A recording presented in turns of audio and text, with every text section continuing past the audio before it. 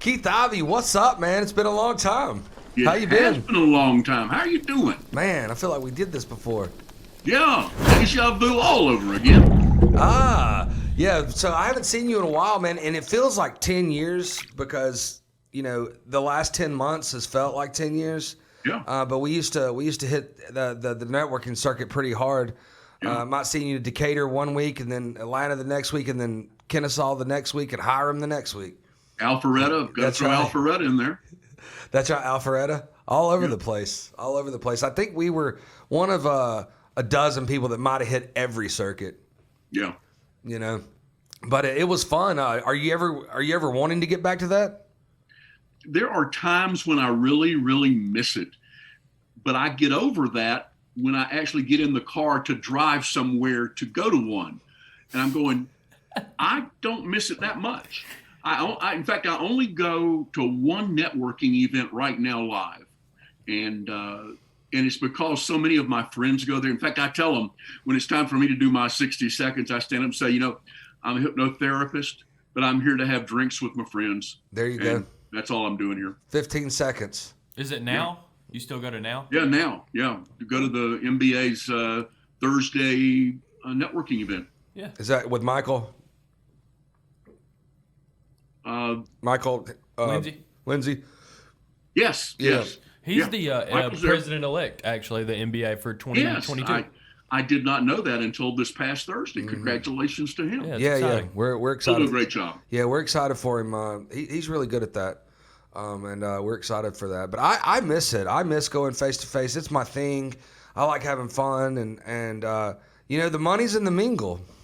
You know, the money's in the mingle. The money is getting to know people on a personal level, and then you will do business with a lot of those people later on in life because they'll just remember you from being present and being there and talking and maybe there's a little bit of business talking there, but mostly it's just camaraderie and having fun.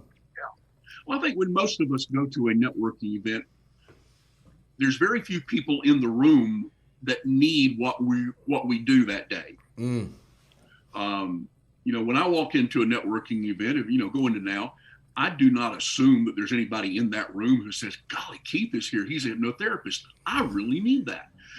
That doesn't happen. But a month, 2 months, 3 months, 5 months down the road, I get a phone call from a woman who'll say, can you help my husband? So, yeah, probably so. Actually, So, yeah, you're right. I love that. The money's in the mingle. That is true. The relationships come out of the mingling. that's exactly right. I would have told that lady right off of like, yeah, but let's start with you before your husband because it's probably your fault. Right. No. That's not a good tagline, is it? In your 60 No. seconds. Usually I say to a woman, and I have gotten this. I was going to say, in January, I got 3 calls from women about, would you be able to help my husband? And I always say, it's very possible. I don't know.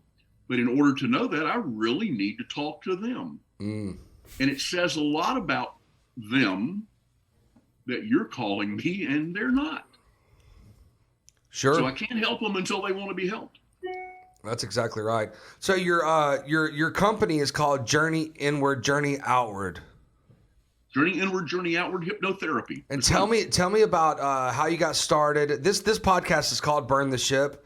So it is a small to medium business podcast, and it's really for entrepreneurs that started a business and burn the ship, and there's no going back and pushing forward with your life and your career and being ready for the obstacles that come with that journey. So tell me a little bit about your journey with your company and how you got into it. Well, I love the name of your podcast. I have never burned a ship, but I have had plenty of ships burned. But it was never my choice. And I think that's one of the realities of my life is that sometimes things have happened that I consider to be incredible tragedies. And they turned out to be the next best thing that could have ever happened to me. I remember back, back in the day, I was a theatrical producer out in California. I produced live shows for companies going to trade shows. And I had a really great business. And I'd been doing it as the sales guy for a long time. Then the owner died, and I bought the company from his wife. I was getting bored. And 9/11 happened, and the company went bankrupt because business stopped. And I was dating a woman at the time, and I was so moaning and groaning about how bad this was. And she looked at me, she said, "But Keith, you'd been wanting to get out of that business for a long time. Now you're out." I said, "Well, yeah." So I've never burned a ship, but I've had a bunch of ships burned out from under me. How did I get into hypnotherapy? That's a pretty interesting story. When I came back to Atlanta from having my experience in California, then I left California and went to work on cruise ships. I did that for 2 years, and I came back to Atlanta. I seem to always come back to Atlanta when a ship burns. There you go. When the smoke is in the background, I'm headed to Atlanta. And I had to do something to make money because everything I had done had now been burned. And so I did a couple of things, and I ended up, I was a Legal Shield associate, love Legal Shield. I'm still an associate. I love it, but I don't talk about it. I got into health insurance, was not a big fan of selling health insurance. It's really not my thing, but I was doing okay. And I was getting more and more and more depressed. I was going to all those networking events that you and I went to, and I was frankly faking it. The motivational, the happy, the blah, blah, blah. But inside, I was falling apart.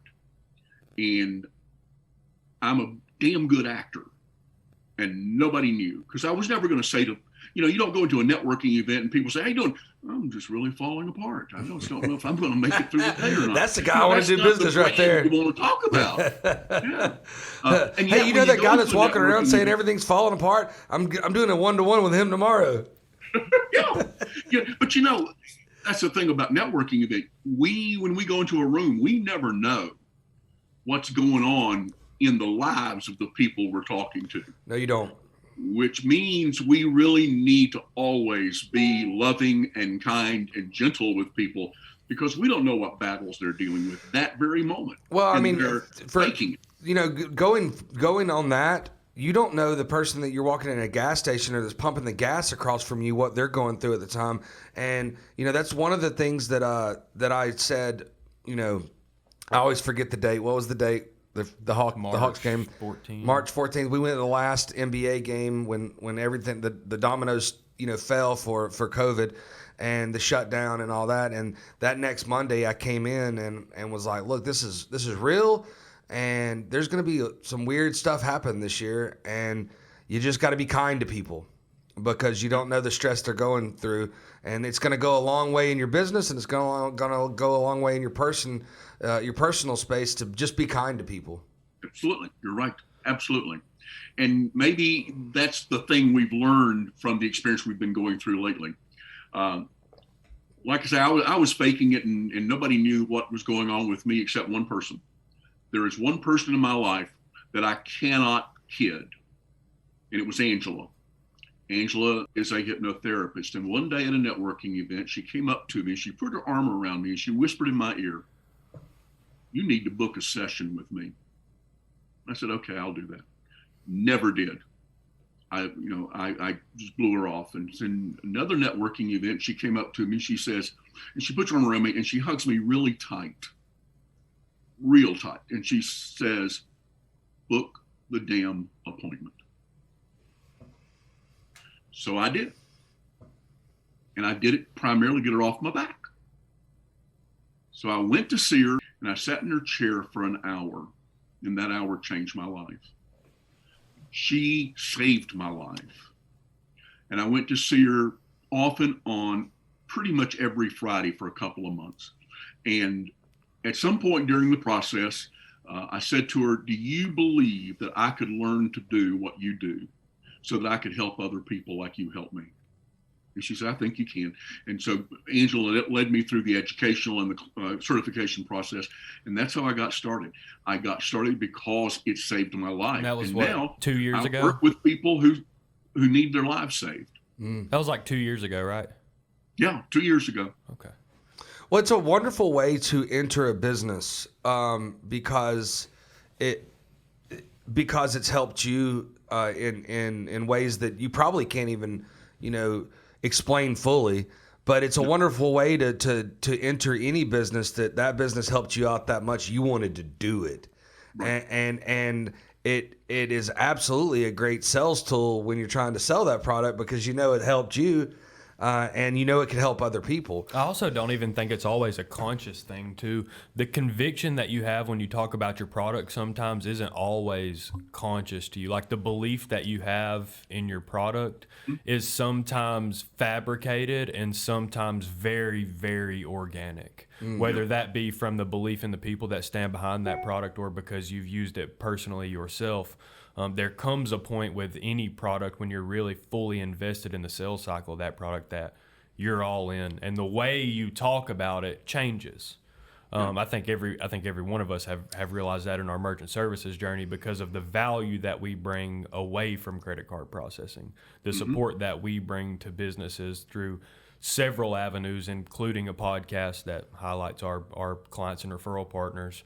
The main thing that we do is when we speak about credit card processing, it's that we're going to take care of you with conviction because we know that we are. We know who we are and what we're good at.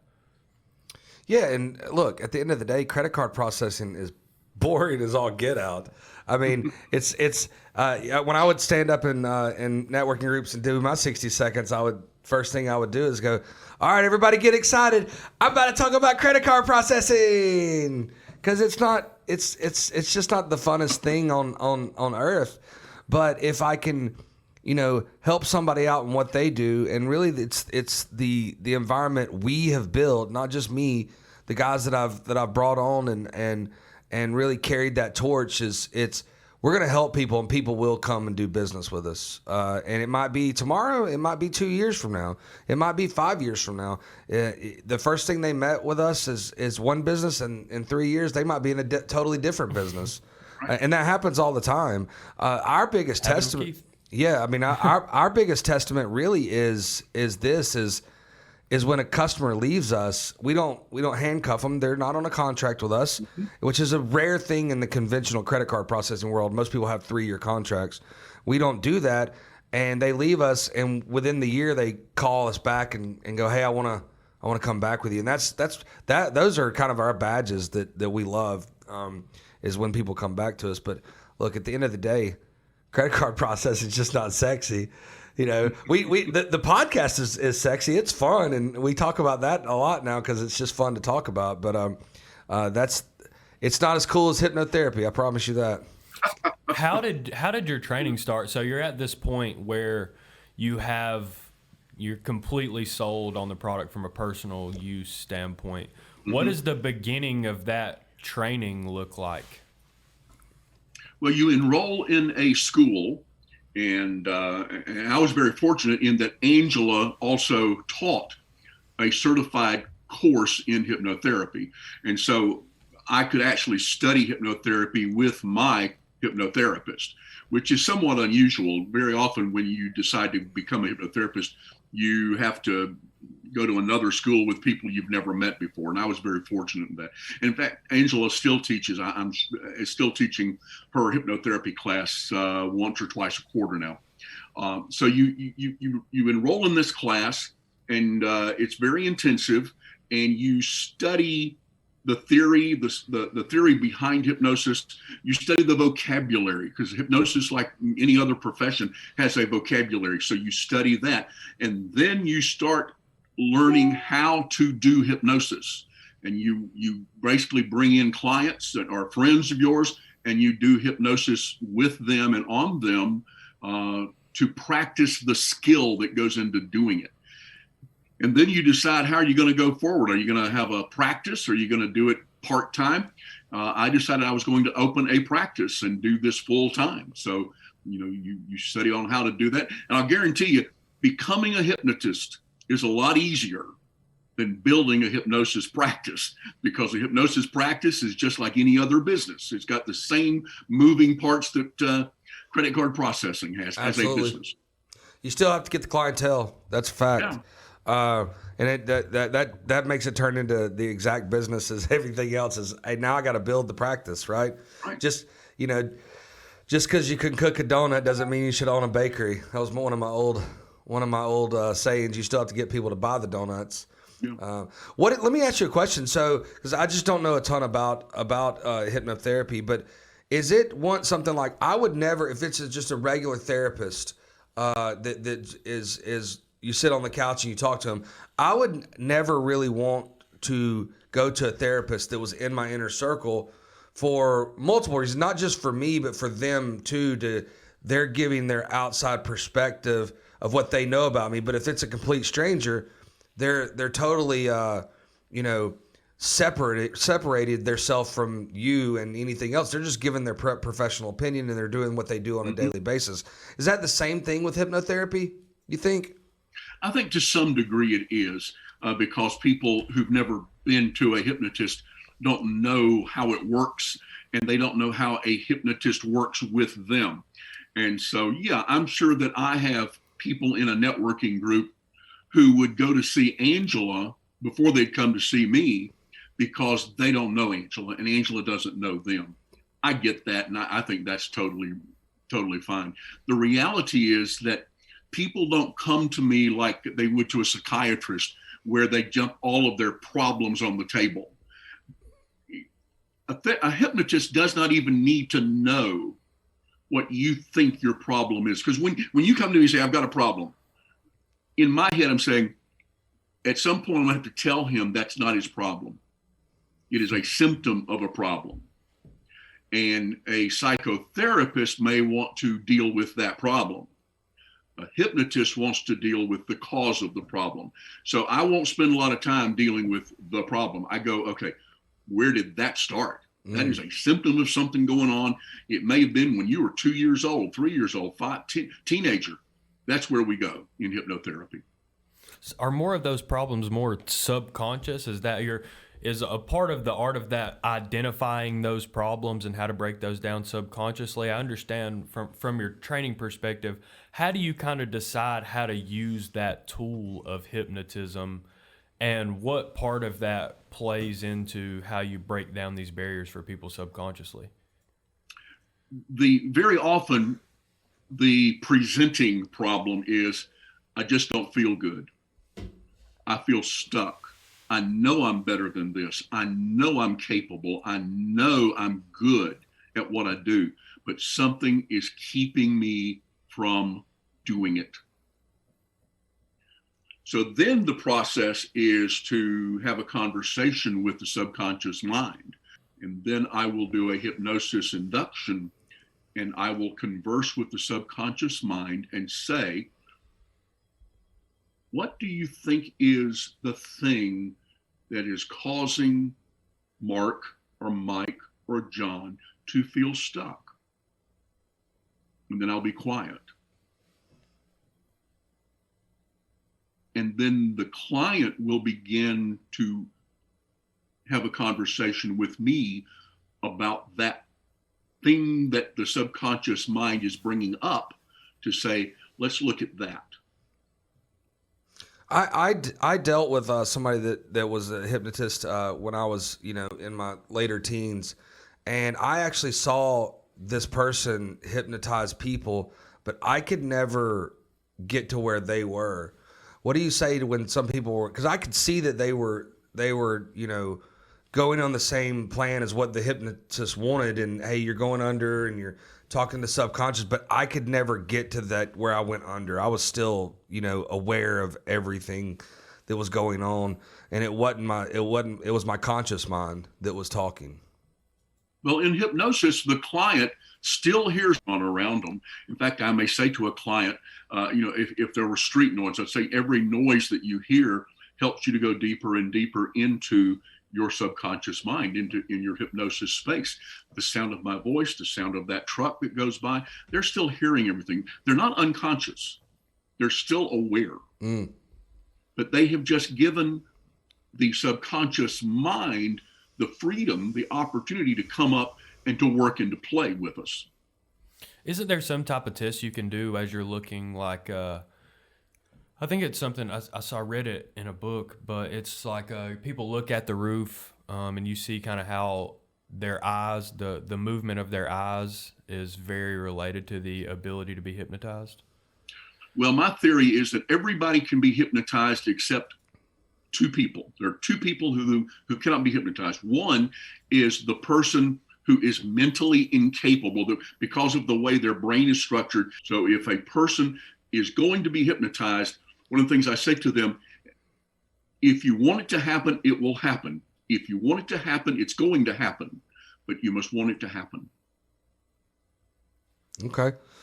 Well, look, I want to do a few of these podcasts with you. We will try to break them down to 30, 45 minutes. So I want this to be part one, and I want to dive deeper into the process of this. So what I want to ask you today is, how can the MP Group or Burn the Ship or any of our other businesses help you? Who are you looking for? Who are and I used to laugh at this because and I know that you went through this, but we'd be at a networking group and a chiropractor would stand up and go, my ideal client is anybody with a spine. Ha ha ha ha ha. And I'm like, well, the problem with that is nobody thought of anybody when you said that. Yeah. And a hairdresser would get up and was like, anybody with hair, ha ha, everybody except Keith, and everybody would start laughing. You've heard this before. It happens at all these things, anybody, and they look at the guy with a shaved head and go, anybody except him. But I want you to be specific of the people, the vertical that you're going after. Is it business owners? Is it, housewives? Is it people that are been in COVID and have, are really stuck and they're in their house and they're shut down and they need help? Tell me specifically who you're looking for. Business owners who, when they get in bed at night, are panicked. When they turn out the light, their wife or their husband has turned over and they're lying there in the bed all alone, quiet, and they can't go to sleep because everything that's going on in their business and in their personal life has all gone together in one big pile of spaghetti, and they don't know what to do. There's one person I would love to be able to help. There's a lot of those out there for sure. Yeah, the mom. She didn't sign up for having her teenage kids or their elementary school kids at home all the time. She didn't sign up to be a teacher. She signed up to be a mom and a wife. And so she's taking on multiple roles, and she is about at the end of her proverbial rope. I can be helpful to her. The person who has a phobia, they are fearful of something. They are fearful. My very first client had been in a very bad car wreck, and she was incredibly fearful of getting back behind the wheel. And it took me a while to work with her because I'd never had that experience. I had that personal experience in June because I had a car wreck, and it took me 3 months to get back behind the wheel. So I know exactly where that comes from. The person who feels just stuck. I don't know what to do. I've been to my minister, I've been to my rabbi, I've been to my doctor, I've been to my friend, I've been to my wife, I've been to my husband, and I don't know who else to go to. I'm the last stop on the help me train. Okay. Where can people reach you? Email address, website, your office. Are you doing anything face to face at all? Are you only doing Zoom type stuff? Tell me a little bit there. I'm only doing Zoom unless a person, and I have one client who is this way, a person who will not go on Zoom, but needs help. And I drive to his house and I do hypnosis on his couch. So I will go see people. I don't have an office anymore, so I will do everything on Zoom unless a personal appearance is required, and then I go to them. My website is journeyinwardoutward.com, journeyinwardoutward.com, and people can reach me via email at keith@journeyinwardoutward.com. Awesome. We're gonna leave it there, and we're gonna do a part 2, soon to follow. But I want to tell anybody that's listening, everybody that's listening out there, I've known Keith for a long time. He's an honest business person. I've known him in several different businesses. And a lot of the times you don't want people to know that you're doing therapy or you're doing this or you're going to the doctor. And I can tell you right now, there's a lot of privacy there, and Keith will keep everything private. And if you need help, go get it from somebody. So we're gonna leave it at that. Thanks for joining Burn the Ship. We'll see you next time. Everybody be kind to each other. Thanks, guys. Yep.